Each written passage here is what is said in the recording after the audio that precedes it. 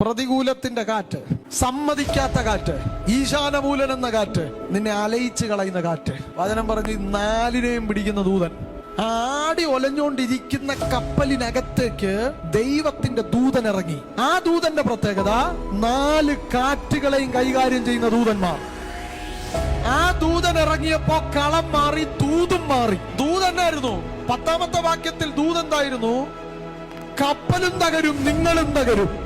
പക്ഷെ ദൂതൻ വന്നപ്പോൾ നിയന്ത്രണം ഇപ്പോൾ നേരത്തെ പറഞ്ഞ കപ്പിത്താന്റെ കയ്യിലല്ല. ഇപ്പൊ നിയന്ത്രണം ദൂതൻ ഏറ്റെടുത്തു. അപ്പൊ ദൂത് മാറി. കപ്പല് തകർന്നാലും നീ തകരത്തില്ല.